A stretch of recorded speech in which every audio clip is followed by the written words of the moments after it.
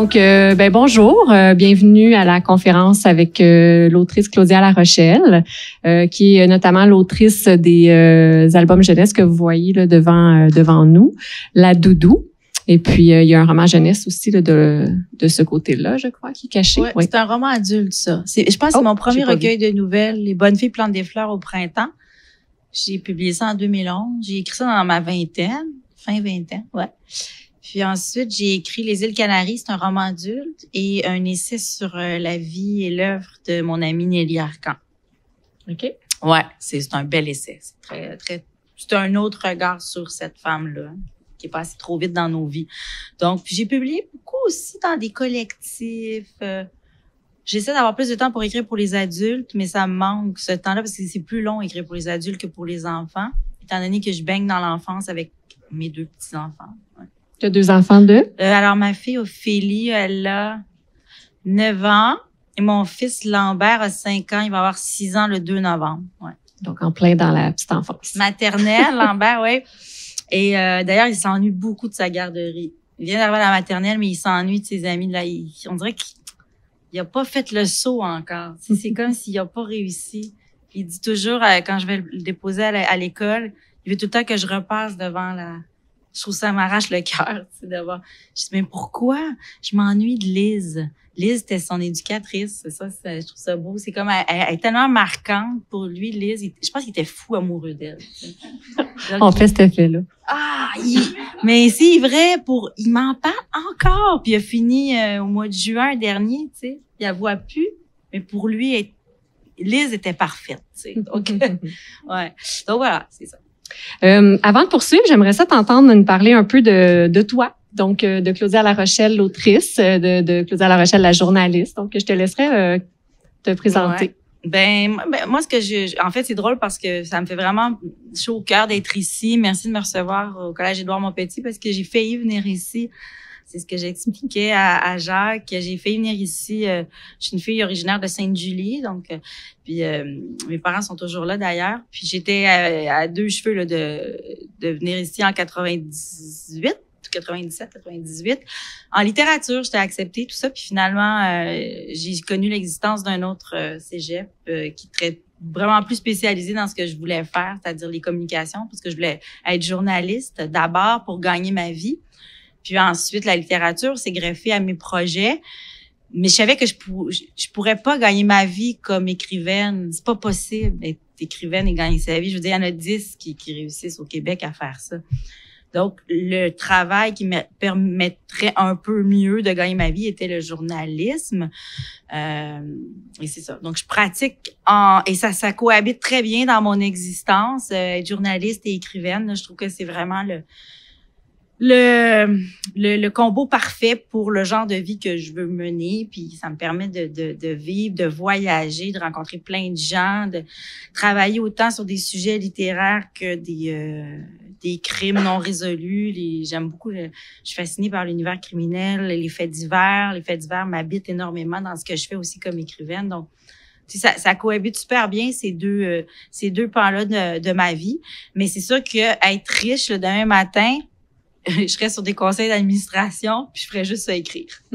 Donc, malheureusement, je gagne jamais à la loterie, mais sinon, je ferais que ça écrire pour la jeunesse et les adultes, en espérant avoir plus de temps un jour pour le faire. Mais en attendant, c'est pour les enfants et ça tombe bien parce que mes enfants, sont avec moi 50% du temps parce qu'on est en garde partagée avec leur papa. Puis 50% du temps, je suis complètement dévouée à eux, donc je suis plongée dans leur univers. Puis c'est ma source d'inspiration numéro 1. Je vais souvent beaucoup dans les écoles, dans les CPE, les garderies, pour présenter mes livres, faire des séances de lecture avec eux. Je me promène dans les salons du livre à travers le Québec. Donc, je suis toujours je rencontre beaucoup les jeunes, les enfants aussi, puis ça me permet d'écrire parce qu'ils me donnent beaucoup d'idées, ils me nourrissent énormément aussi.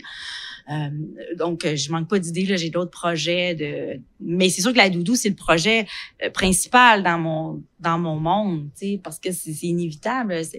Ça a été le premier livre jeunesse, puis ça a été un grand succès.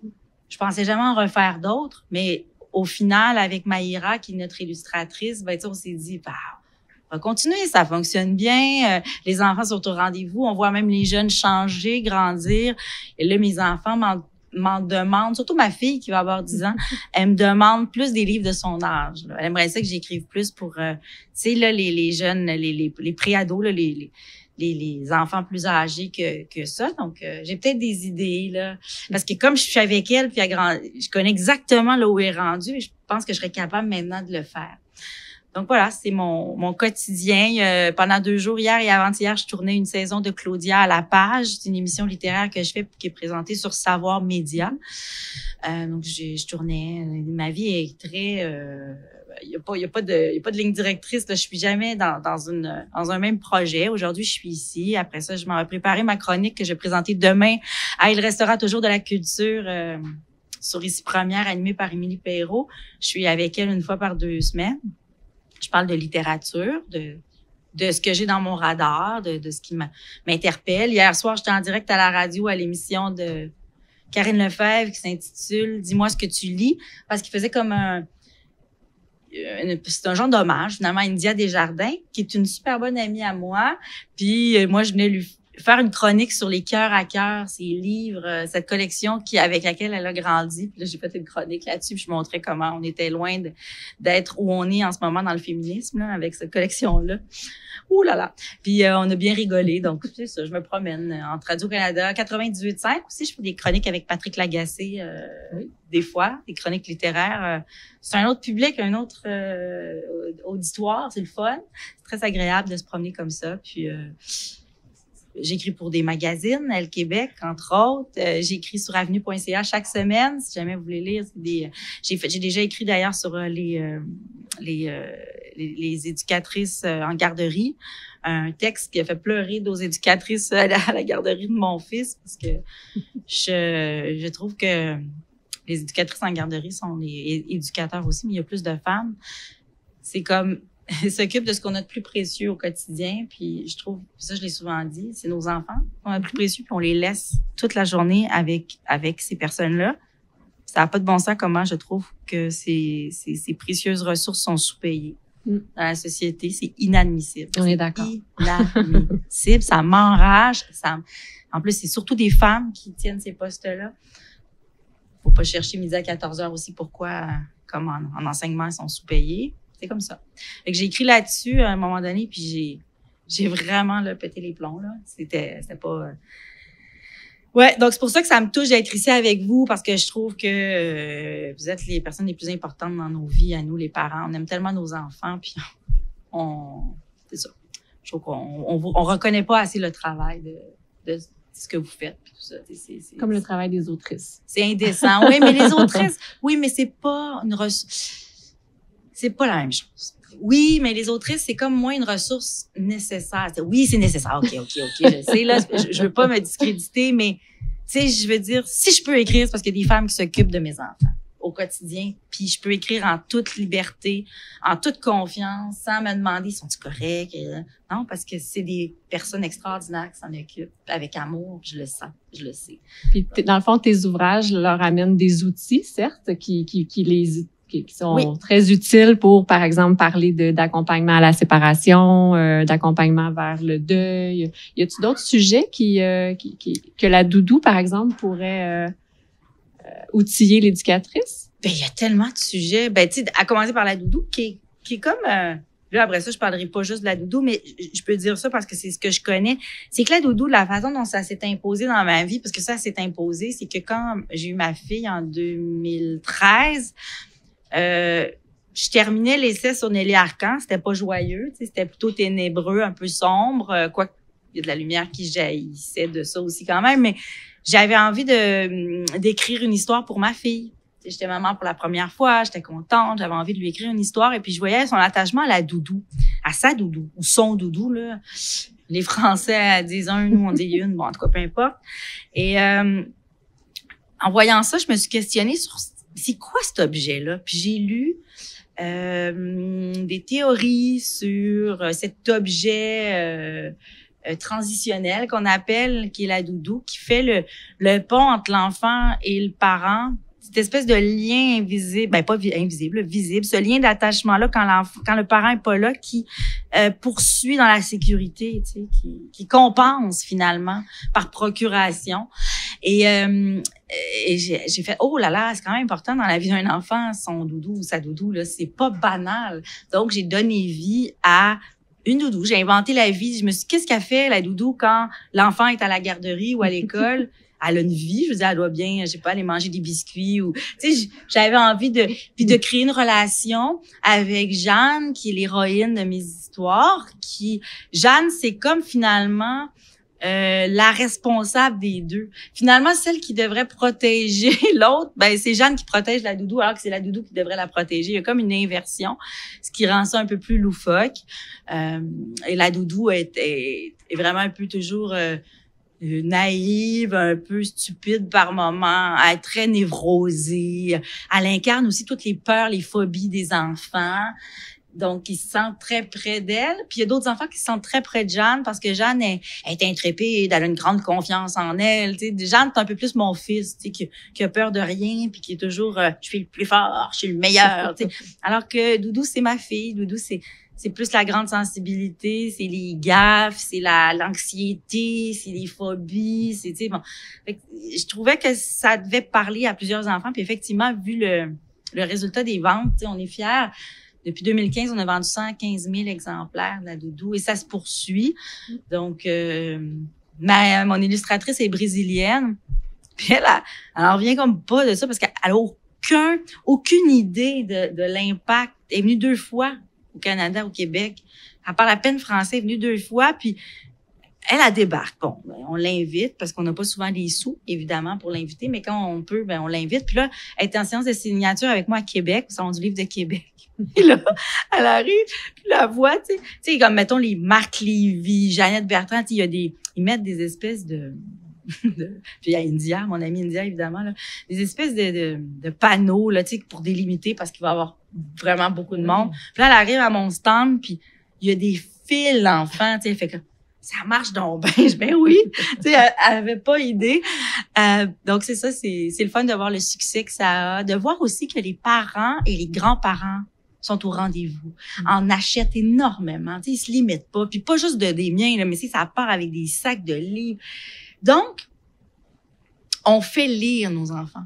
Donc, dans la lutte pour contrer le faible taux de littératie et pour contrer aussi le faible taux, le haut taux d'analphabétisme qu'on a au Québec comme province, à travers le Canada, on a un très haut taux d'analphabétisme, hélas.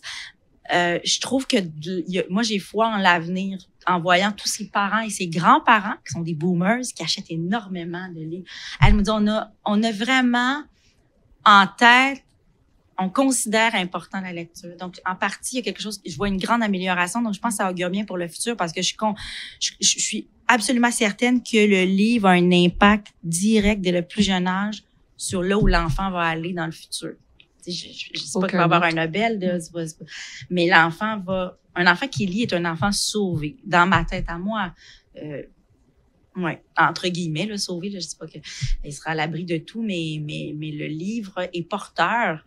Un livre, c'est un complice. Un livre nous fait voyager. Un livre nous apporte des réponses à des questions. Un livre emmeute le monde. Je dis souvent ça. Donc, quand on donne ça entre les mains d'un enfant, peu importe le livre, tu sais, je veux dire, on a déjà en partie apporter une source de savoir, de réconfort et de développer l'amour pour la langue française aussi. Moi, c'est un de mes combats aussi, la langue française. Ça aussi est un peu en perte de vitesse, il faut en prendre soin. Donc, tout ça mis ensemble fait que c'est pour ça que ça me tient à cœur, la littérature. Donc, qu'on ait des livres en garderie ou dans les classes, dans les écoles, ça aussi, ça manque, je trouve. Je le vois, c'est moi qui fournis en partie l'école où mes enfants vont. J'ai donné beaucoup de livres parce que je trouve ça épouvantable qu'il n'y ait pas assez de livres. C'est les profs qui, avec leur budget, là, ça a l'air que ça va changer, là, mais en partie, c'est les profs avec leur budget qui doivent acheter les livres pour leur classe quand même. Il faut le faire. Puis il y a de moins en moins de bibliothèques. Dans les écoles à Montréal, parce que moi, je suis à Montréal, il y a des écoles, il n'y a pas de bibliothèque. Attends, c'est parce qu'il y a un gymnase. Ouais, c'est bien le fun, le sport. C'est parce que il faut aussi remplir le cœur, la tête, là. Pas juste le ventre et le corps qui doivent être habités, tu sais, le reste aussi. Donc, c'est ça. Je trouve ça épouvantable, là. Il y a une année où mes enfants n'avaient pas de bibliothèque scolaire, là, donc j'ai comme participé à garnir les tablettes. de livres. Puis c'est important parce que je sais qu'ils aiment lire. Je le vois, ils aiment lire, les enfants. Il faut leur en donner entre les mains, puis ils vont, même s'ils savent pas lire. C'est pour ça qu'on a créé la collection Tout Carton. On remarquait avec mon éditeur à la Bagnole qu'il n'y avait pas de livres québécois. Il y en avait pas beaucoup. Il y avait La Patate à vélo, qu'on aime donc, de la formidable Élise Gravel. Puis on s'est dit, mais il faudra en faire plus des Tout Carton. On en a beaucoup qui proviennent de la France. C'est incroyable, les livres jeunesse en France. Hein. Puis on voit ce que ça donne aussi. Je trouve que ils réussissent assez bien en ce sens-là à promouvoir l'amour de la lecture en France. Puis là, je me suis dit, on va en faire des Tout Carton. Alors, on a fait une collection de Tout Carton. On en a plusieurs. Et déjà, il y en a une autre qui va venir. Alors ça, c'est vraiment pour les petits. Donc, quand à la garderie de nos enfants, on l'a donné aux éducatrices pour les nidos, les petits. Et puis ça, les enfants lisent souvent de 12 jusqu'à 8 ans parce que des fois, quand ils apprennent à lire, les enfants ils lisent les histoires après à leur... Donc, ça crée les études le prouvent, hein. Faire la lecture aux enfants ou entre une personne qui lit et une personne qui écoute une histoire, il y a des liens indéfectibles qui se créent. C'est aussi ça. C'est le fun pour la langue, pour l'apprentissage de la lecture, mais aussi des liens. Ça noue des liens, ça crée des ponts entre les êtres humains. Je suis aussi ambassadrice de Lire et faire lire. Donc, les retraités, souvent des gens retraités qui font la lecture justement chez les enfants, pour les enfants, à leur retraite, tout ça, je trouve ça formidable, tu sais, de créer des ponts entre les générations. Le livre, c'est aussi ça. Donc, participer à ça, pour moi, c'est vraiment... j'ai l'impression d'être un peu utile. Parce que sinon, des fois, je trouvais que j'étais pas utile à la société. Mais là, de plus en plus, je me trouve des raisons d'être utile. Non, mais c'est vrai, il faut être utile à la société. Sinon, à quoi bon vivre, d'être de passage, puis à un moment donné, c'est fini, puis t'auras fait quoi? Si t'as pas été utile, ça vaut rien d'être ici. Tu sais, bon, j'ai l'air un peu cynique, là, mais de plus en plus cynique avec tout ce qui se passe dans le monde. Mais tu sais, je me dis, OK, je suis utile. Tu sais, j'ai écrit des livres. Il y a des enfants qui me lisent. C'est pas super payant, effectivement. Ça, c'est méconnu. Ça, c'est méconnu comment les auteurs, on est sous-payés. Ça a pas d'allure. Tu sais, mettons, écrire un livre, c'est 10% qu'on reçoit. Tu sais, dans toute la tarte, là, disons, c'est plein de points de tarte. Tu sais, il y a l'auteur. Sans auteur, il n'y a pas de livre, on s'entend. L'auteur a 10%. Quand l'auteur est deux comme nous, parce qu'il y a une illustratrice et une autrice, on fait 5% chaque, du total de 100%, vous imaginez.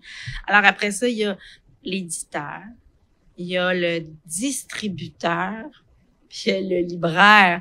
Alors, c'est nous qui gagnons le moins au final. Mais ça, les gens n'ont pas conscience. Donc, qu'on en ait vendu 115 000 depuis 2015, là. Je veux dire, je suis loin d'avoir mon chalet là, en Estrie, là, voyez-vous. Alors, des fois, je blague parce que je disais à mon éditeur, on a des beaux chiffres de vente, on va l'avoir, le chalet. Tu sais. C'est tellement, ça se peut pas. Tu sais, c'est incroyable comment on est. Donc, c'est pour ça que je dis, il y a peut-être 10 personnes au Québec qui peuvent se dire, je gagne ma vie avec mes livres. C'est très rare. Tu sais, c'est très difficile et pourtant, quel engagement, quel temps investi, tu sais, c'est fou. Mais on le fait parce qu'on aime ça. Parce que sinon, c'est pas du tout. Oui. Ouais. Pour c'est les éducatrices, oui. C'est ça. Et c'est important que ça soit entre les mains des éducatrices. C'est aussi, j'imagine, pour ça que je suis là aujourd'hui. C'est parce que c'est un outil d'enseignement, un outil de partage incroyable. Les enfants aiment se faire raconter des histoires. Et quand on le fait en plus avec le sourire, sans se prendre au sérieux, en imitant les voix, parce que c'est un art raconter des histoires. C'est pas sorcier, mais c'est un art et ça prend un abandon, un détachement, beaucoup d'autodérision. Et ça rend les histoires encore plus intéressantes, dont on accroche encore plus les enfants. Donc, lire les histoires, c'est aussi ça. C'est prendre le temps, surveiller les réactions, favoriser l'interaction. Les tout cartons sont faits pour favoriser les interactions avec les enfants. Prendre les voix des personnages aussi, ça, c'est gagner l'amour des enfants à tout jamais. Je le dis souvent, mettre un livre, un tout carton ou un livre en plastique ou texturé dans un lit pour bébé, même si l'enfant, il y a 2 jours et quart, tu sais, on met un toutou puis un livre parce que il va avoir la conscience de l'objet dès sa naissance. Donc ça, c'est vraiment précieux aussi pour favoriser la conscientisation de l'objet livre, puis ensuite de pouvoir découvrir ce qu'il y a entre les pages. Donc c'est pour ça que les éducatrices en garderie, je sais qu'ils sont souvent curieuses, qu'elles aiment lire aux enfants. et partager aussi cet amour-là. Il y en a plein qui adorent ça, qui en achètent. Dans les salons du livre, ils viennent me voir. Je signe pour le groupe de Madame Marie ou pour le groupe de Julie. Ou tu sais, j'arrête pas de signer ça. Pour la garderie, tu sais, j'ai pas les enfants de Troubadour. Tu sais, j'en signe souvent des livres comme ça.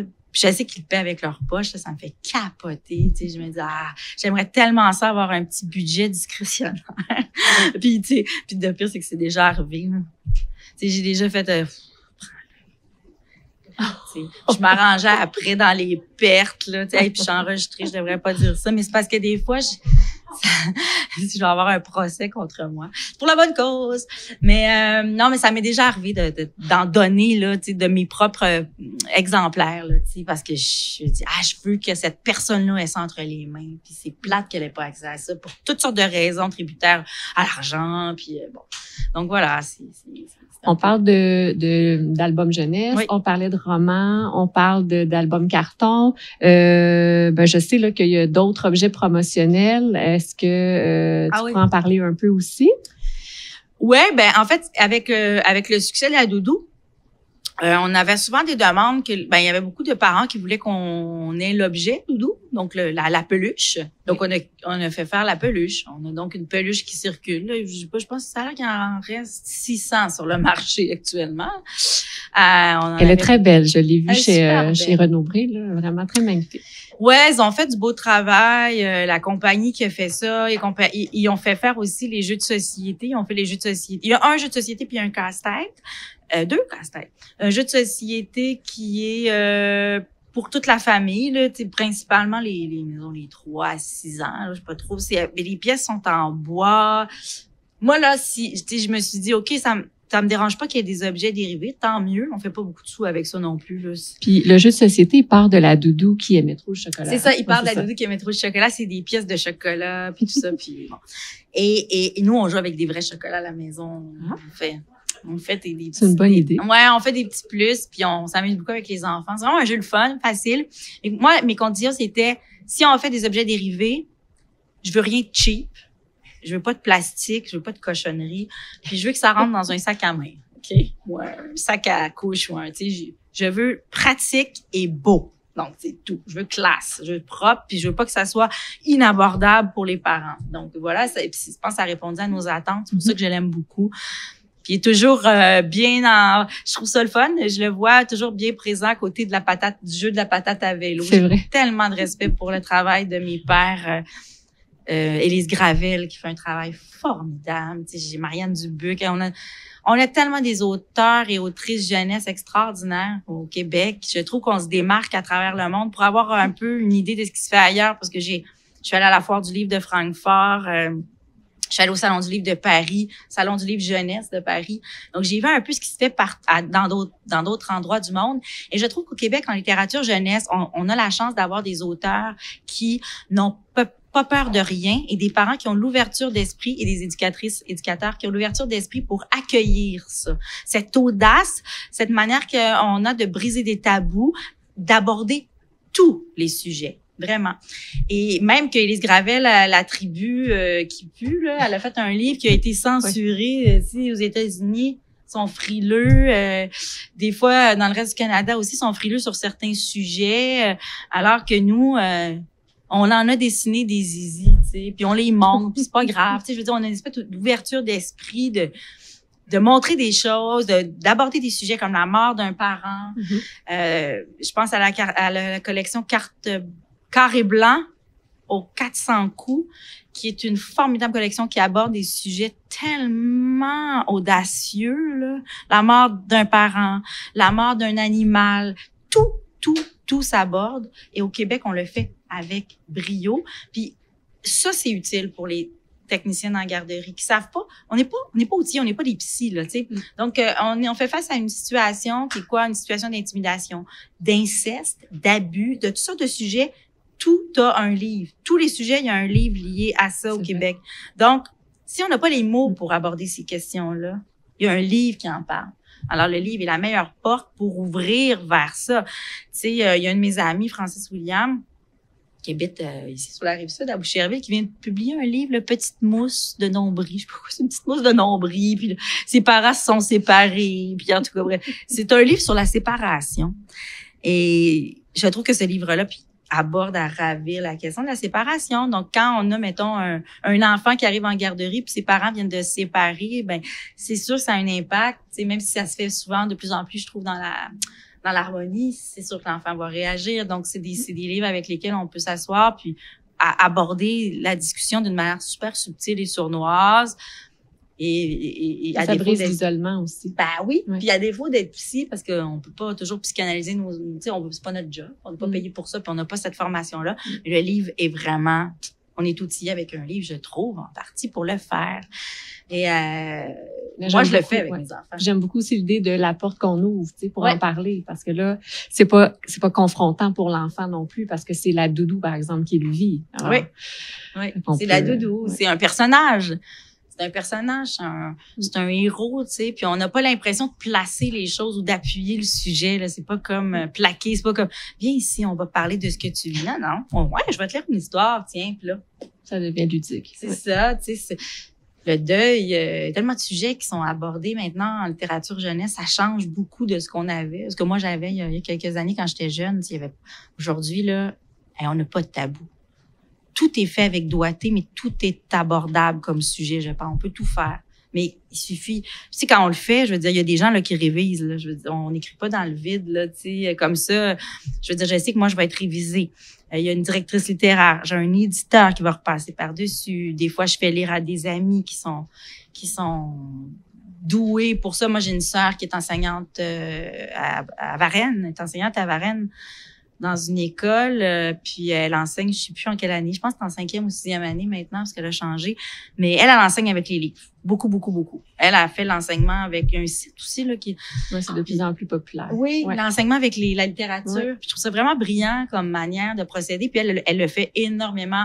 Des fois, je lui demande des questions sur, elle connaît plus l'enfance que moi, d'un point de vue pédagogique, donc on partage beaucoup. C'est vraiment un outil de partage extraordinaire. Je sais que j'ai des amis qui ont réussi à faire des miracles là, avec leurs plumes. Là. Je pense à India Desjardins qui écrit pour la jeunesse aussi, qui a un impact là, tellement fort là, chez les jeunes aussi. Donc. Je trouve ça intéressant quand tu disais, une fois que j'ai écrit, là, ça passe par les mains de d'autres personnes. Donc, Claudia Larochelle chez elle, là, dans son lit, comme tu disais tantôt. Oui. Bon, page blanche. Mon lit plein de miettes de biscuits. Mon lit de vieille fille. Ah, c'est pour ça que la doudou mange des biscuits quand même. Doudou, elle a un chat, moi j'ai un chat. Oui, c'est sûr. Une vraie vieille fille poussiéreuse.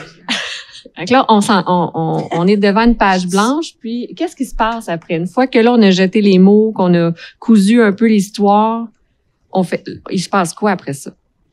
Quand j'ai écrit mon premier jet, là, j'ai écrit mon premier jet c'est quand même plusieurs jours, là. Mais, souvent, elle a mûri longtemps, là, dans mon, j'ai quand même des flashs de ce que je vais faire avec ça. Là, je développe mon histoire.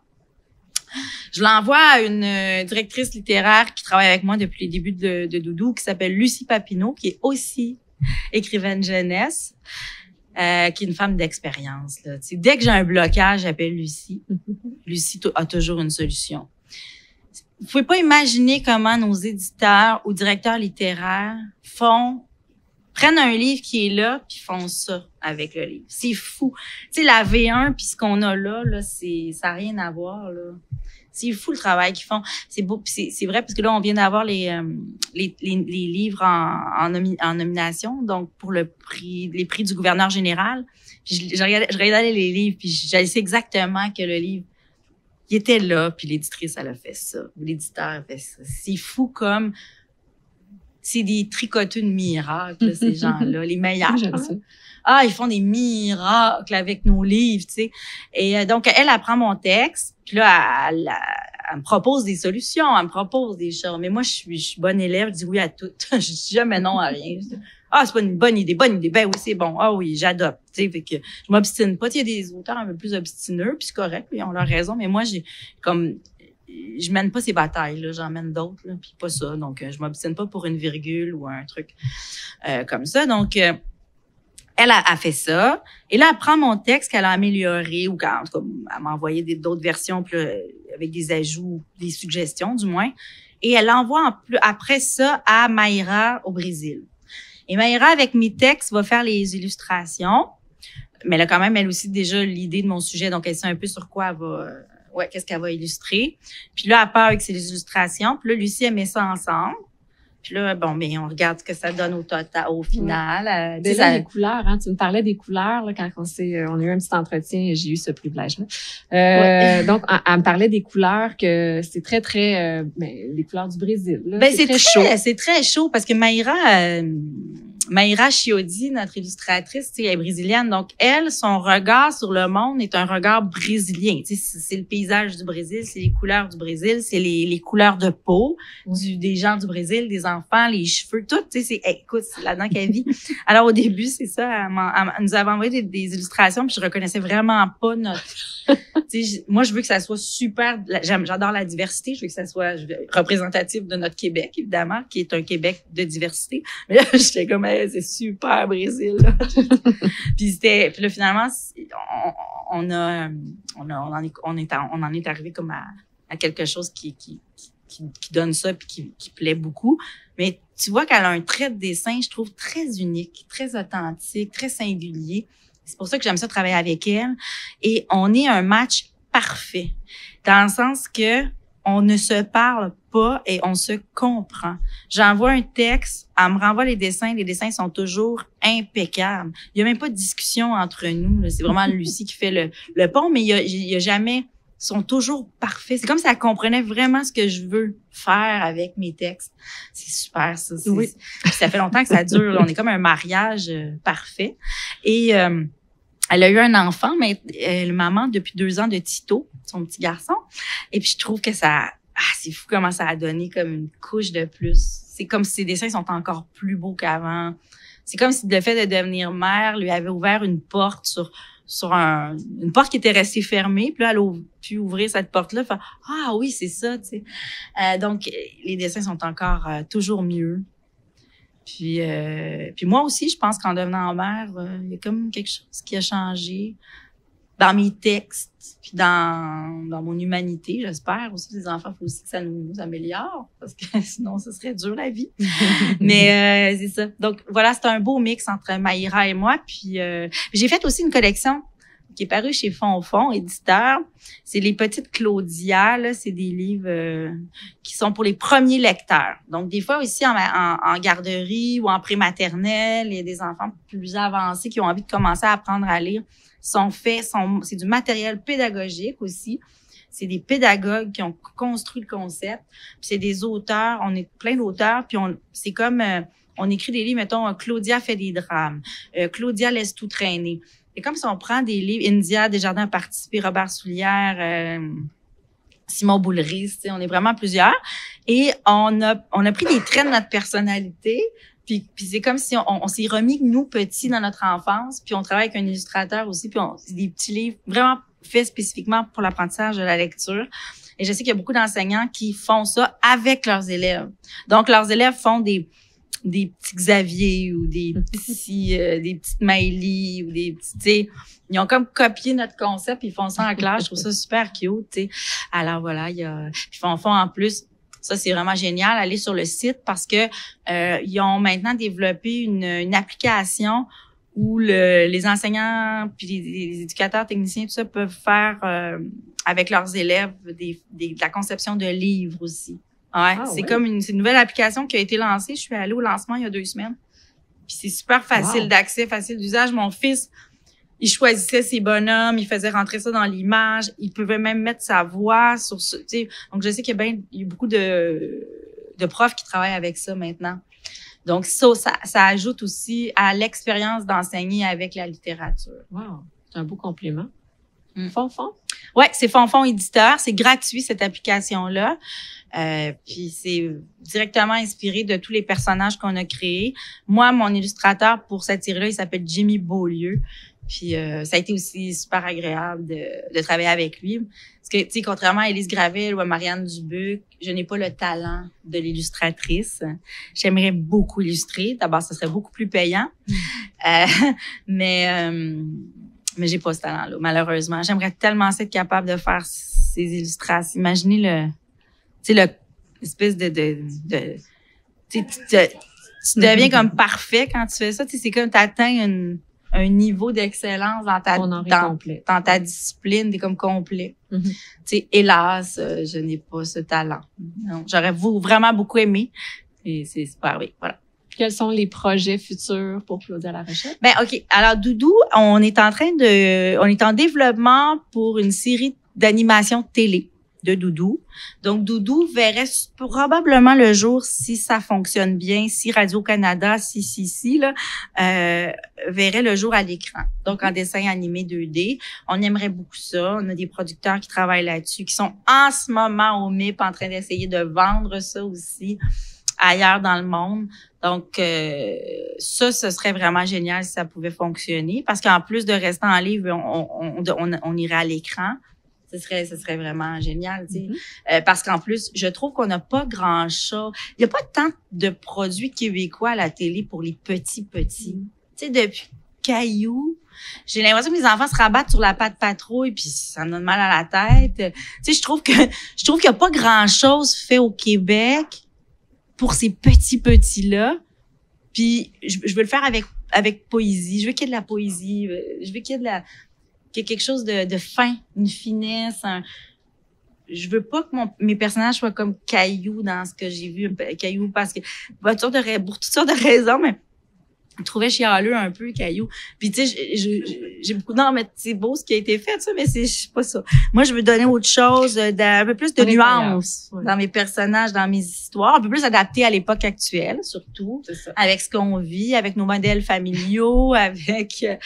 Donc là, je suis en train de bâtir ça. Là, en ce moment, on travaille là-dessus, sur la scénarisation. Donc, c'est une autre affaire, la scénarisation, parce que c'est pas le même genre d'écriture. Faut tenir compte de beaucoup d'autres choses, notamment les budgets qui sont pas les mêmes. On a une liberté totale en fiction qu'on n'a pas à la télé. Le support livre permet la plus grande des libertés. On peut aller voyager, on peut voyager partout. La Doudou peut tout faire, mais à la télé, il y a quand même des cadres plus stricts. Donc, c'est ça. J'ai eu un autre projet de livre. Il y a 2 projets de livres là, pour les jeunes aussi qui s'en viennent. Ouais, pour les plus vieux un peu. Petit roman. C'est des concepts avec illustration aussi, mais on n'est pas dans album, on est vraiment plus dans le livre. Ouais, mais il y a des illustrations. Ouais, pour les plus vieux un peu. Puis il y en a un qui est vraiment fait aussi. C'est toujours dans le but d'instruire aussi, de divertir, m'instruire. Ouais, mettons que je vais remettre à l'avant-plan des personnages célèbres de la vie. Tu sais. Ok. Donc on est un peu là-dedans en train de voir ce qu'on peut faire. C'est le temps qui manque toujours. Puis là, Doudou, jusqu'à maintenant, elle a combien d'aventures? Je sais pas, j'ai arrêté de les compter. Je sais plus. Mais une dizaine, certainement. Là, je suis en train de décrire la Doudou qui s'était perdue et retrouvée. Parce que ça arrive, hein. Une doudou, ça se perd, c'est le drame quand on perd une doudou. Dédoublez toujours les doudous, les parents. Achetez-le en double. Gardez ça dans un garde-robe, là, l'autre, la copie, là, puis parce que c'est le drame, perdre ça. Alors, il arrive, le doudou se perdra. Donc, elle sera oubliée quelque part et il se passera quelque chose. Si tu veux, elle pourrait se perdre à Cuba, à Santa Maria. C'est un fait vécu. Ah oui, c'est ça que tu m'avais dit. Oui. Ah oui, ben oui, mais bien où elle est en ce moment. Oui, elle est au chaud, oui. Elle est au chaud. Ou on sait pas, mais... Non, moi, je pense qu'elle va tomber d'une poussette ou en tout cas, il va se passer quelque chose, c'est sûr. Au parc, elle sera oubliée. Je ne sais trop, mais il y aura Doudou au petit pot aussi. Ah oui. En tout carton. L'autre, c'est un album en tout carton. Comme c'est les petits, ben tu sais, je veux... Super. Ça va être très drôle. Je pense qu'on va faire ça loufoque parce que c'est un sujet qui peut laisser place à toutes sortes d'affaires de même. Et la plus récente, c'était Au dodo avec Doudou dans les tout cartons. C'était tout celle-là? Non, ça, c'est au zoo. Ouais, j'ai Au dodo avec Doudou qui est la plus récente. Puis dans les plus récentes ici, c'est la Doudou qui avait une monstrueuse envie de bonbons. Celle-là, donc qui tombait bien pour l'Halloween, mais qui tombe bien pour Noël aussi, puis tout ça, là. Ouais, elle est vraiment belle, celle-là, la monstrueuse envie de bonbons.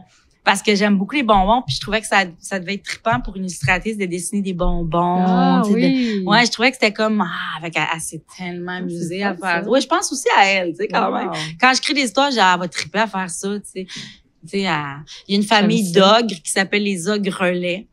Et, tu sais, elle va tripper à faire des grands personnages avec des dents pointues. Puis, tu sais, je voulais faire aussi peur un peu. Je voulais qu'il y ait un peu de suspense. Les enfants, quand même, ils aiment ça aussi, avoir un petit peu peur, tu sais. Mais pour les tout cartons, tu sais, c'est sûr qu'on est ailleurs. Mais les tout cartons, on favorise, comme je vous dis, l'interaction. Tu sais, comme ici au zoo avec Doudou, ben, tu sais, c'est qu'on pose des questions aux enfants. Tu sais, mais où est donc passée la Doudou, tu sais, puis c'est comme on pose non, la Doudou est allergique aux plumes. Tu sais, non, maman ours n'aime pas faire garder son bébé. Tu sais, c'est comme l'enfant peut rire. Tu sais, le requin a des broches. Tu sais, c'est formidable.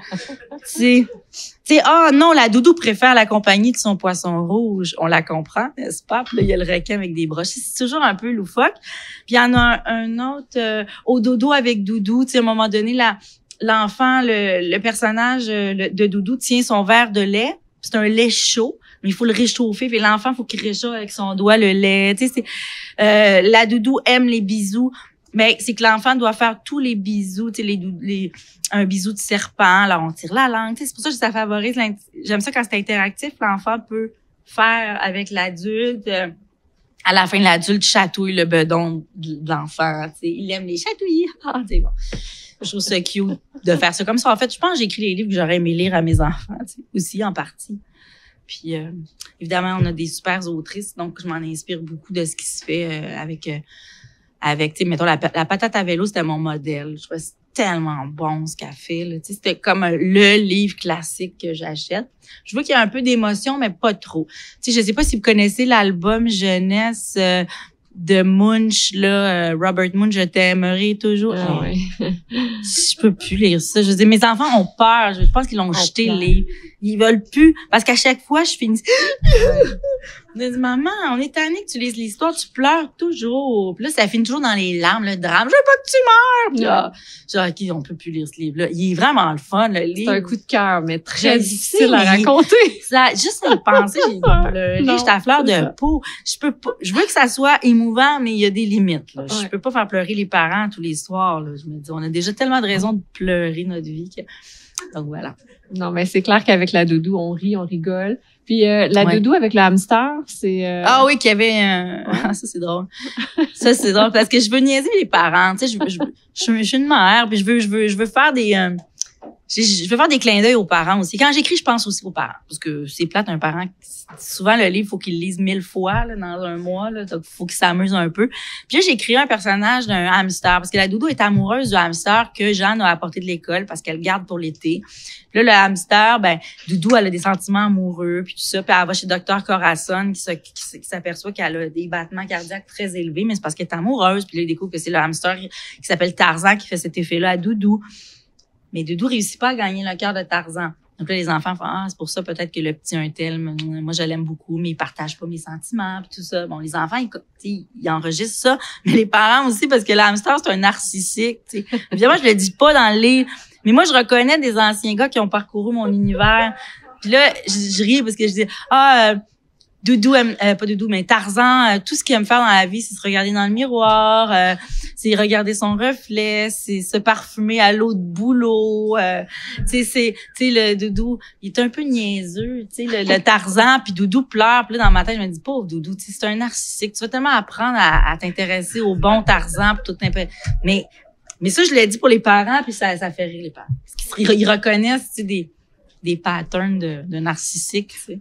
J'adore ça. Ouais, moi aussi, j'aime ça parce que, tu sais, il y a comme un double sens tout le temps. Les parents, ils savent les doubles sens. Parce que je lance des petites perches pour faire rigoler un peu les parents parce que sinon, ce serait plate, là. Ben, c'est le fun d'entendre que t'es très généreuse. Quand t'écris, tu penses à tes enfants, tu penses à ton illustratrice, tu penses aux parents. Donc, je peux bien être fatiguée. Oui, donc, oui, non, c'est vraiment intéressant de percevoir l'album jeunesse à double sens, comme tu l'as bien décrit.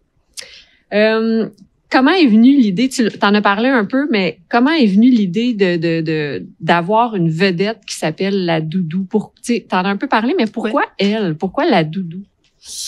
Ben parce que c'est ça, mais c'est vraiment inspiré par au contact du quotidien. Puis la doudou, je me souviens pas si je m'étais dit doudou, c'était doudou. Pour moi, c'était doudou parce qu'en plus ça se disait bien, c'était facile. Justement, on en vend aussi en France, fait un doudou.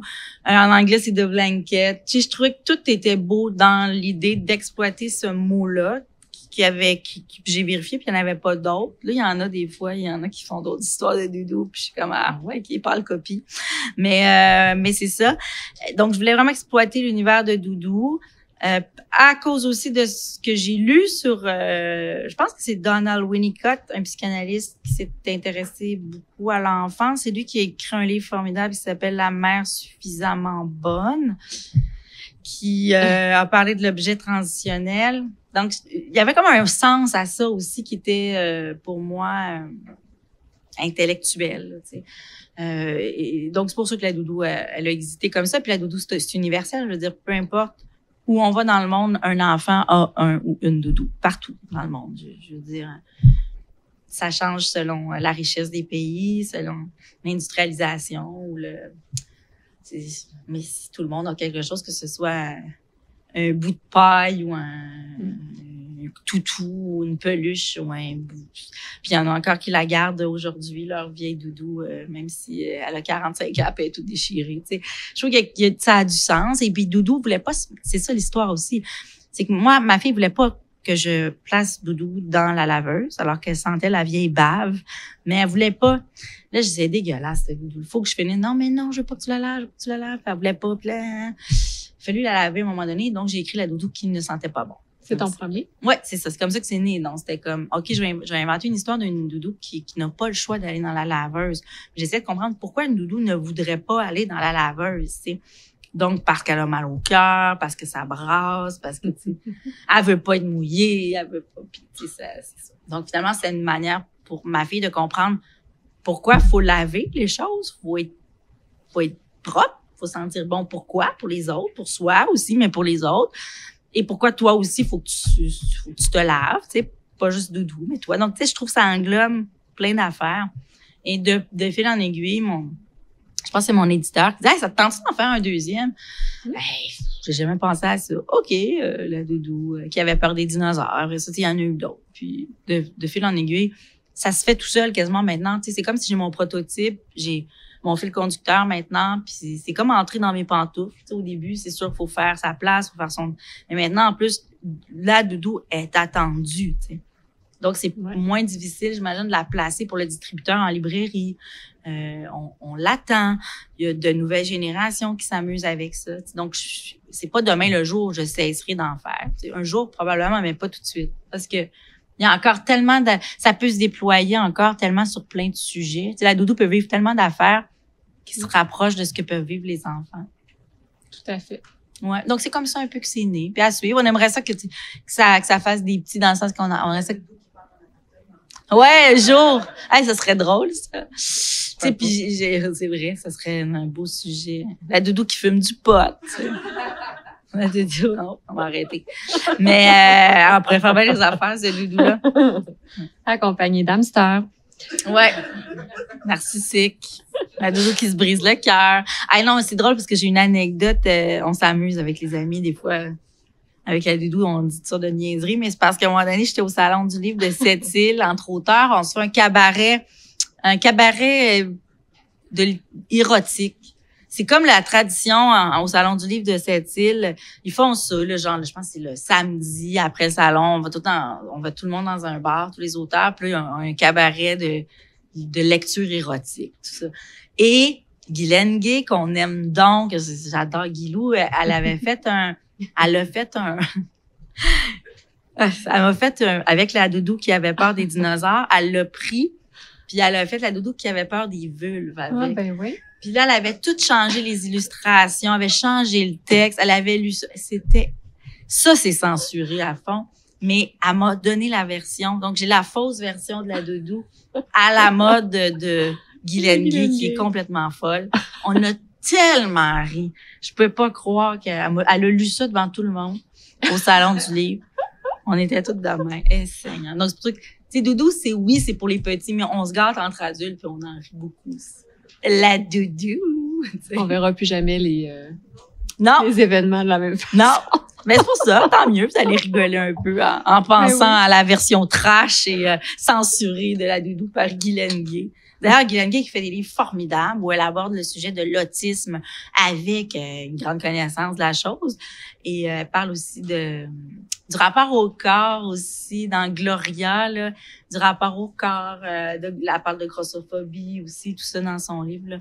Gloria, ça aussi, c'est des livres qui peuvent être super utiles pour aborder les sujets plus délicats comme la grossophobie ou des choses comme ça. Quand tu prends tes... En fait, j'ai 2 petites questions. Vas-y. Quand tu es avec tes enfants à la maison, est-ce que... Et là, je veux que tu sois honnête. Est-ce que c'est tes livres qui vont te demander? Ah non. Non? Non. Ben, c'est-à-dire que on dirait que j'ai pas le goût tellement de les lire à mes enfants. Je les lis beaucoup, dans les rencontres. Donc, ce que je fais par contre, ça c'est cute. Quand j'ai écrit ma première version, je leur lis. OK. Je veux tout de suite avoir instantanément, je l'ai pas dit tantôt, mais dans mon processus de création, c'est vital pour moi d'avoir le rapport direct de leur impression, surtout ma fille. Fait qu'ils te donnent un peu leur accord. Oui, leur accord, puis leur impression, tu sais. Puis là, je vois leur réaction, mais là, ils ont pas d'image, ils ont rien, ils ont pas de livre. C'est sur mon ordinateur. Puis là, ma fille, elle aime beaucoup ça, assister à la création. Puis là, elle me dit, c'est à qui que tu le dédies cette fois-ci? T'sais, elle veut toujours à sa dédicace. Je peux pas tout te dédier, mais tous mes livres, tu sais. Tu sais, quand même, tu sais, il en faut pour tout le monde, mais elle a dit, j'aimerais ça que tu aies un personnage qui s'appelle Ophélie, maman. Pourquoi je suis pas dans tes livres? C'est pas juste, tu sais. Pourquoi? Tu sais, je donne l'exemple de Sarah Degonse qui a écrit le livre là, sur les ballons d'eau, sur l'hypersensibilité, très, très bon livre. Ouais. Et puis là, son personnage, elle a choisi sa fille Charlie comme héroïne. Oui. Ma fille fait, comment ça, moi, je suis pas ton héroïne? Je suis comme, oh mon Dieu. Comme non, mes enfants sont pas dans les livres, tu sais, ils sont partout dans ma vie et un peu partout dans mes livres, mais pas directement, je sais pas, c'est pas le chemin que moi j'ai. Ouais, c'est pas ce chemin-là que j'ai voulu prendre, tu sais, donc je trouve j'avais pas envie de faire ça, mais ça choque vraiment ma fille qui comme elle cherche tout le temps dans mes livres, elle veut être là, tu sais, donc c'est cute. En même temps, c'est cute. Mais donc c'est mon premier lectorat. Et aussitôt qu'on le reçoit, évidemment, la boîte arrive avec là, ils sont contents, ils veulent voir, ils veulent lire, ils veulent en donner à leurs amis, à leurs profs, on en apporte dans les classes, là, ils sont super contents, oui. Mais après, même que les livres, ça c'est un peu dommage, ça c'est un peu triste. Ils sont comme désensibilisés aux livres. C'est comme faut pas leur offrir un livre en cadeau, ils n'auront aucune réaction. Okay. J'en ai plus de 2000 dans ma maison, des livres. Wow. Tu sais, là-dessus, j'ai peut-être 250 livres jeunesse. Donc, c'est sûr que pour eux, un livre, c'est comme, c'est la nourriture de maman, c'est sa dope, c'est ses affaires. Ils aiment ça lire, pas plus que les autres. Là, je dirais, ils aiment ça. Mais on dirait qu'ils sont pas... Tu sais, mettons, quand c'est la fête d'un enfant, évidemment, moi, je donne tout le temps des livres aux enfants quand c'est la fête. Ah non, pas encore des livres, tu sais. Ou des fois, les livres, il y en a plein ici, ils donnent des coups de pied dans les boîtes de livres. Il y a un rapport un peu désabusé face aux livres. Il y en a trop dans leur vie. Y a-t-il un moment d'histoire? On lit tous les soirs, par contre. Oui, on lit tous les soirs. Oui, ça, pour vrai, ils le font. C'est comme une routine, c'est une tradition, c'est une routine, ça participe au moment de détente. Okay. Mais je pense pas que je lis plus que d'autres mamans, par contre, à mes enfants des histoires. Là. C'est un petit moment douillet en famille. Mais c'est un moment douillet, mais même quand j'étais avec le père des enfants, c'était sa job à lui. C'est lui qui... Oui, c'était pas moi qui faisais ça. Et puis aujourd'hui, comme on est séparés, ben lui, il le fait, puis moi, je le fais quand j'ai les enfants. Là, tu sais, qu'on garde la même routine, mais lui, il a ses livres qu'il aime, tu sais, des livres avec des joueurs de hockey, puis des affaires, tu sais, puis il tripe là, à lire ça. Moi, j'ai mes contes avec mes héroïnes féministes, puis mes affaires. Fait que les enfants, ils ont chacun leur... Quand ils vont chez papa, c'est ce type d'histoire-là, puis chez maman, c'est ce type d'histoire-là. Mais c'est pour nous deux. Mais même Francis, le père de mes enfants, il tient même plus que moi. Il est plus à cheval, il est plus psychorigide là-dessus en général, mais là-dessus il est plus mais là-dessus il est plus, tu sais, les pères aujourd'hui sont plus on a des super papas là souvent, hein. Il y en a des débiles là, mais tu sais, mais je trouve qu'on a moi autour de moi, j'ai des papas hyper impliqués puis qui veulent lire des histoires aux enfants, puis dans les salons du livre, c'est plein de papas, puis dans les librairies aussi. Ils viennent en dédicace, ils veulent que leurs enfants lisent. Je trouve ça beau, parce que belle implication. J'ai eu un papa comme ça, mais c'était rare, à l'époque, il y avait ouais. C'était rare. Les pères étaient moins investis dans leur paternité qu'aujourd'hui, je trouve. Aujourd'hui, il y a vraiment, c'est important. Ils sont là, sont impliqués. Je le vois avec mes amis, Les gardes partagées, c'est 50-50 en général. C'est plus une fin de semaine sur 2, puis on sait pas quoi faire avec eux autres. C'était ça là quand j'étais jeune. La garde partagée, c'était les papas une fin de semaine sur 2 en général, puis c'était l'événement. Je m'en vais chez papa en fin de semaine, on va se tourner les pouces. C'était un peu ça. Puis aujourd'hui, c'est plus ça. C'est beau le partage, puis la place du père est très, très considérée. Le père est impliqué. Beaucoup d'hommes écrivent la littérature jeunesse. De plus en plus, le père est présent dans les histoires sous plein de formes aussi. Simon Boulris vient de faire un livre, il y a 2 papas amoureux. Ça aussi, c'est... La belle diversité. Ça contribue à changer les modèles de famille qu'on a, parce que les modèles de famille n'existent plus comme avant, famille nucléaire ou famille séparée. Non, maintenant... Oui, mais il y a 2 papas, il y a 2 mamans, il y a ça change énormément. Il y a les familles reconstituées, il y a des familles trans avec une personne transgenre. Il y en a de ça aussi. J'en ai à l'école de mes enfants. Il y a cette espèce de... C'est beau comment on peut réinventer les modèles, comment on est ouvert aussi. Et cette ouverture-là doit faire partie des histoires qu'on raconte aux enfants. C'est ça, j'y pense aussi quand j'écris. Toi, de quoi tu t'es inspiré dans tes livres que tu avais quand tu étais enfant? Y a-t-il des histoires ou des bonhommes que tu regardais à la télévision ou des histoires qui t'ont marqué quand tu étais petite qui pourraient t'inspirer aujourd'hui? Puis les mamans, oui, mais je veux dire, les mamans sont souvent plus vieilles que les papas dans mes histoires aussi. Je suis tannée du bonhomme qui est toujours plus vieux que la madame. C'est ça aussi, je suis tannée. Puis je trouve qu'au cinéma, on est beaucoup là-dedans aussi. Au cinéma, c'était toujours le gars, on le sait, l'acteur, il a 50 ans. Pourquoi la fille qui l'accompagne a toujours 35? Je suis tannée de ces clichés-là. Je suis tannée. C'est drôle, j'écoutais justement Chouchou, l'actrice principale qui disait ça, justement, on renverse la vapeur, là. Ça se peut aussi, là. Renverse en titi. Oui, non, mais je veux dire, ça se peut aussi, là, que ça soit une femme plus âgée. Ça passe à l'écran aujourd'hui, en 2022. Mes amis ont souvent 5 ans, 10 ans de plus que le mec, là. Ça, je vois ça souvent et de plus en plus. Je trouve que ça doit faire partie des histoires aussi pour qu'on arrête de penser de normaliser le fait qu'un homme est toujours avec une fille plus jeune. Je suis tannée de ça aussi. C'est ça aussi. Donc, c'est sûr que j'y mets du mien de mon point de vue dans mes histoires aussi. T'sais. Donc, pour en revenir à ce que tu me dis, en fait, je pense que je fais ce que je n'aimais pas. C'est-à-dire que dans mes histoires, je veux que mes petites héroïnes aient une place de choix. Je veux qu'elles disent leurs opinions. Je veux pas qu'elles soient confortées dans des rôles de soumission ou d'obéissance, sans être complètement désobéissantes, c'est pas ça, mais je veux qu'elles se questionnent, je veux qu'elles soient sensibles aussi, qu'elles soient pas en position de soumission par rapport aux hommes. Souvent, parce que quand j'étais jeune, je trouve qu'on n'avait pas beaucoup d'héroïnes auxquelles se raccrocher quand on était jeune dans la littérature. Puis même il y a vraiment pas si longtemps dans la littérature adulte, les héroïnes finissaient toujours par se tuer, par fermer leur gueule ou par se faire violer ou assassiner, tu sais. C'est pas Jojo. Madame Bovary était malheureuse. Non, elle a fini par se tuer. T'sais. Non, tu sais, je trouve que il manquait de ça, de la femme est passée de objet de désir à objet désirant, mais l'objet désirant était limité dans ses désirs, tu sais, elle pouvait pas prendre sa vie en main, elle pouvait pas prendre son destin entre ses mains, puis elle avait pas le libre arbitre de sa vie tant que ça. Elle était souvent objectivée aussi dans le regard de l'homme, tu sais. On l'a vu au cinéma, mais on l'a vu en littérature aussi. Donc, je trouve ça important de nous reconnaître aussi comme femmes, avec toutes nos nuances, toutes nos complexités, notre pouvoir et notre force aussi dans les livres. C'est pour ça que je pense que c'est important que les femmes, on en écrive beaucoup de livres, qu'on en publie, puis je pense qu'on est en train de faire vraiment changer la vapeur, tu sais. Il y avait beaucoup de rôles toxiques, je trouve qu'il y avait beaucoup de masculinité toxique dans les livres aussi. On a grandi, on a été biberonnés avec ça. Donc aujourd'hui, ça fait du bien de voir qu'il y a des filles qui prennent la plume puis qui font comme un pied de nez à ça dans leurs histoires, même pour les petits, tu sais.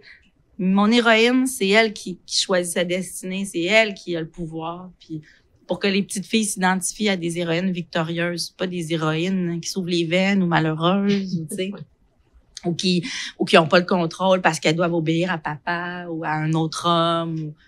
Tu sais, on sort des espèces de stéréotypes ou des conventions puis des codes qu'on nous a donnés depuis toujours. De plus en plus, on participe à faire ça. Puis je trouve que le mouvement MeToo depuis 2017 a aussi ouvert ça. Il y a des écrivaines qui changent la donne. On lit de plus en plus Virginie Despentes. Nelly Arcan fait partie des précurseurs aussi qui ont permis ça, cette ouverture-là. Donc, nous, comme on en a lu de ces histoires-là, maintenant, on en écrit aussi pour les plus petits. Puis on veut plus que nos enfants, nos filles, surtout, soient biberonnés avec des espèces d'histoires débiles où elles ont pas le pouvoir puis le contrôle de leur vie, tu sais. Mm-hmm. C'est ça aussi, ça fait partie de la job, je pense, des profs, des éducateurs, de contribuer à ça, à cette ouverture-là, puis au changement des mentalités. C'est comme ça qu'on va changer la société, puis on va peut-être parvenir à une égalité entre les sexes. Puis si on parvient à une égalité entre les sexes pour vrai, puis qu'on défonce des plafonds de verre, ben on va peut-être participer à une égalité salariale, puis être payé décemment dans ce qu'on fait, y compris vous. Tu sais, on est dû, là. Il est temps que ça change un petit peu, là. Je sais pas s'il y a des questions, parce que là, je sais pas le temps. Je sais pas, j'ai pas vu le temps non plus. On est correct. Est-ce qu'on voulait passer déjà à la période de questions? Mais s'il y a des questions, vous pouvez y aller, hein. Je sais pas s'il y en a. OK, c'est bon. Alors, est-ce qu'il y en a qui avaient des questions pour Claudia? Oui? Si tu veux aller au micro, oui. Moi, j'aimerais ça savoir, quand on veut se faire éditer, comment on fait? Ouais, bonne question. Non, mais c'est pas si compliqué. C'est juste, il faut pas juste avoir une idée, tu sais. Faut avoir, oui, une idée, mais l'avoir développée. Moi, je suggère toujours aux gens d'écrire leur histoire. Écrivez votre histoire. Puis si vous voulez avoir des illustrations, vous pouvez laisser place à ça sans en faire vous-même. On vous trouvera un illustrateur ou vous en trouverez un. Donc, vous écrivez votre histoire. Puis vous l'envoyez à une maison d'édition. Sur chaque site des maisons d'édition, si c'est en jeunesse, par exemple, là, allez vers une maison d'édition qui correspond à ce que vous pensez avoir fait. Envoyez pas ça à une maison d'édition qui fait pas de jeunesse si c'est en jeunesse ou vice-versa. Là. Perdez pas votre temps. Puis là, vous envoyez ça selon les règles sur le site. C'est écrit comment envoyer le manuscrit. Donc, et voilà, vous aurez une réponse éventuellement mais il faut envoyer plus qu'un flash. Il faut vraiment que l'idée soit développée parce que les flashs, c'est bon à rien. T'sais. Puis je me trompe-tu quand je dis que chaque maison d'édition a aussi sa visée? Comme par exemple la bagnole, est-ce que je me trompe si je me dis qu'ils voulaient pas tant... c'est plus au niveau de la fantaisie, la bagnole, qu'ils visaient? Ou je me trompe? Les lignes éditoriales, à la bagnole, ils sont assez flexibles. Ils ont différents sujets publics, tu sais, ils ont des collections pour les telle année à tel âge à tel âge. Non, ils sont assez flexibles maintenant. Okay. Peut-être qu'avant la bagnole c'était plus une mission, mais la mission est très large là maintenant. Ouais. Et je sais qu'ils en reçoivent beaucoup. Mm-hmm. Mais faut être prêt à travailler. Après, une fois que notre manuscrit a été accepté, là, faut être prêt à faire face à la musique, c'est-à-dire il y aura beaucoup de travail à faire après. Il sera pas accepté intégral. C'est un travail d'équipe. Là. Tout le temps. La directrice littéraire ou le directeur littéraire va repasser. Après ça, faut que tu trouves un illustrateur ou une illustratrice avec qui tu vas devoir collaborer si tu as des images. Ouais, je sais qu'il manque beaucoup de livres pour les ados quand même. Ça pleut pas là, les livres qui parlent aux ados.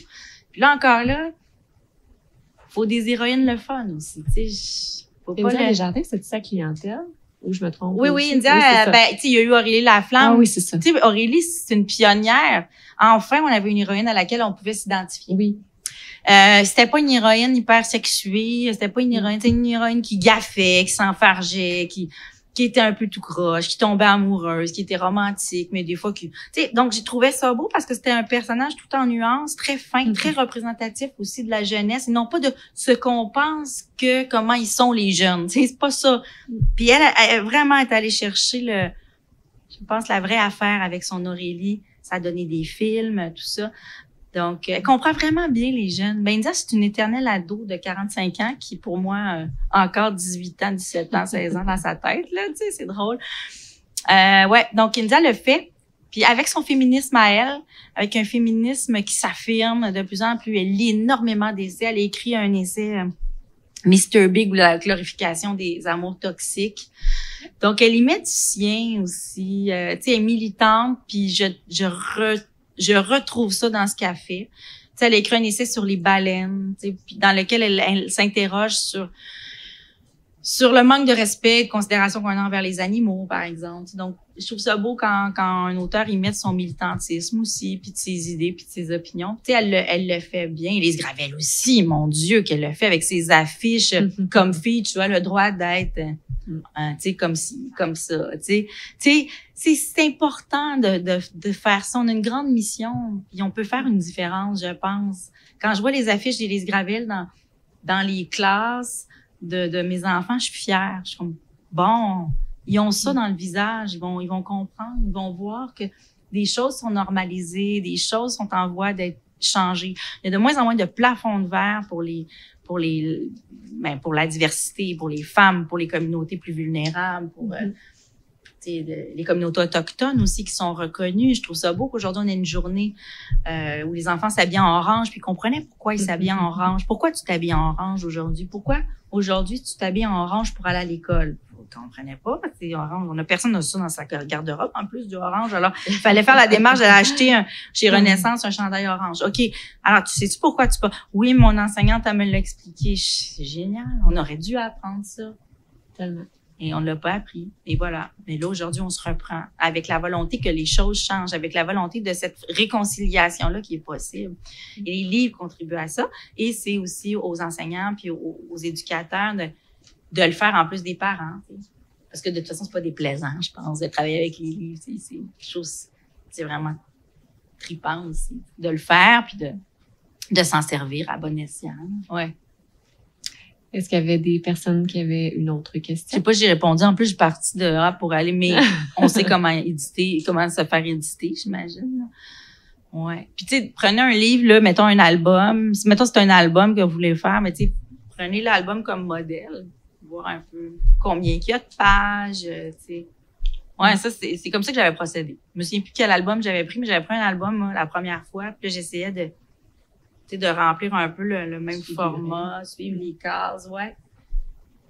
Puis c'est ça, c'est de développer sa voix aussi, tu sais, de pas faire comme les autres, d'avoir son ton, son originalité, sa couleur, de passer son message avec ses valeurs aussi, c'est le fun. Comme ça, il y a des gens qui adhèrent. Puis... Qu'est-ce qu'on souhaite pour la suite, comme la prochaine année ou le temps de faire, le temps de vivre pour écrire, parce que pour écrire, il faut vivre, parce que c'est la vie qui inspire puis qui donne du souffle à l'écriture. Moi, en tout cas, c'est ce qu'on me souhaite. Puis je souhaite aussi, je souhaite un beau remaniement ministériel qui va avoir lieu bien vite. Ça, j'ai très hâte de voir ça, parce que je pense qu'on est de plus en plus apte à dire ce dont on a besoin, et que je pense qu'il faut être plus près de ceux qui sont directement sur le terrain de jeu, plus que ceux qui sont dans leur bureau.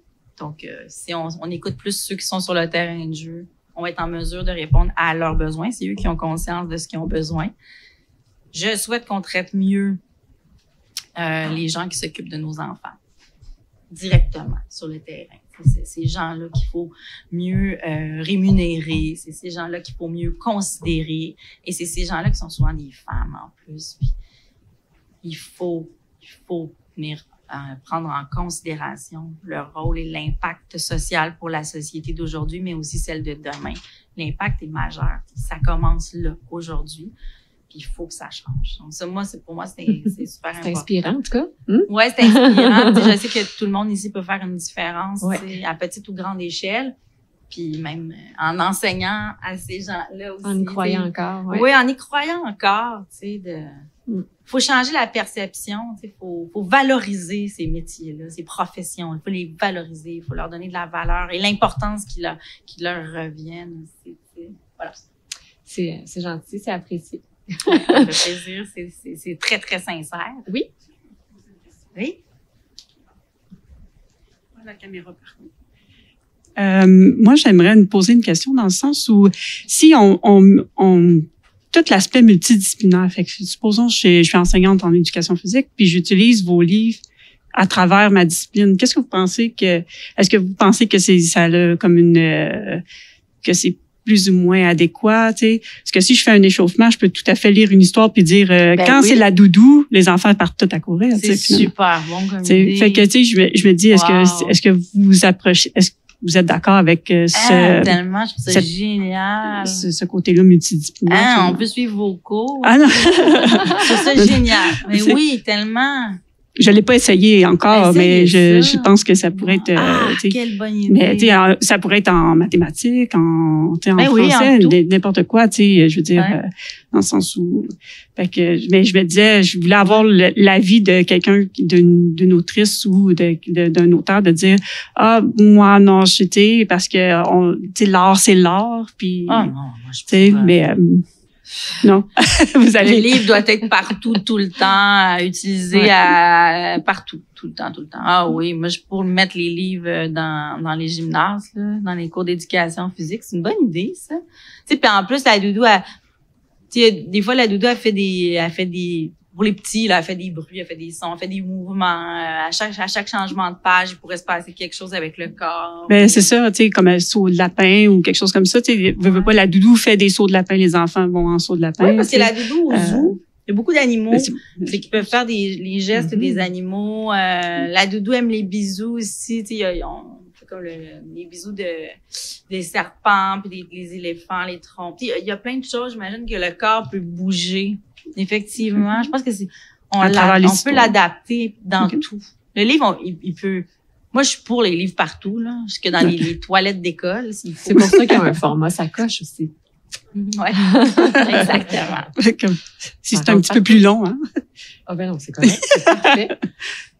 Merci, c'est une bonne idée, tant mieux. Ça serait le fun que ce soit plus enseigné dans les cours de d'autres disciplines que le français. Oui, il faut. Pourquoi pas? Moi, je scraperais les maths au complet. Je mettrais juste. J'ai assez ça. Et j'ai haï ça toute ma vie. C'est pour ça que j'écris aussi. Fait que le doudou, elle comptera pas, elle fera pas des mathématiques. Ah, mais en tout cas, si elle fait des maths, elle va haïr ça. Il va se passer quoi? Elle va faire de l'angoisse, des crises d'angoisse. Elle va lancer son livre de maths au bout de ses bras. Tu sais. C'est pour ça que j'écris aussi. Ouais, jusqu'à temps qu'elle se rende compte que c'est important les maths, puis qu'elle se rende compte que son 10% l'attend. Ouais, ça c'est comme ça que j'ai appris. C'est comme ça que j'ai appris à compter quand j'ai été forcée à le faire parce que ma discipline, je voyais bien que quelque part il y a des choses qui fonctionnaient pas. Fallait que je sois plus à mon affaire, tu sais aussi. Donc, c'est là que j'ai été plus consciente de l'importance de savoir compter, puis de faire des déductions, puis le sens de l'économie. Aussi, c'est quoi économiser pour le futur, quand on n'a pas de pension, quand on n'a pas d'assurance, pas de sécurité d'emploi, pas de filet social. Ouais. Donc, voilà. C'est ça. Ça fait partie de mon cheval de bataille aussi, ça. De devoir de devoir faire mon chemin avec le côté plus vite pigiste, cette espèce d'insécurité aussi qui vient avec ça. Je pense que l'insécurité fait que ça, en nous laissant un peu, permettez-moi l'expression anglophone, on the edge, ben on est toujours un petit peu plus à fleur de peau ou sur le qui-vive. J'ai l'impression que ça me pousse à me dépasser dans mes histoires. Je suis moins confortable dans un poste avec quelque chose qui est plus rassurant. Non, je suis pas comme ça. Tu sais, il y a toujours le risque qui me pousse à me dépasser puis à écrire des histoires. Ça me permet de gagner ma vie de cette manière-là. Puis voilà. Ben moi, je voudrais remercier Claudia et toute l'organisation aussi. Hein, un gros merci Claudia. Merci à vous. Merci beaucoup Claudia d'être venue, d'être déplacée. Plaisir.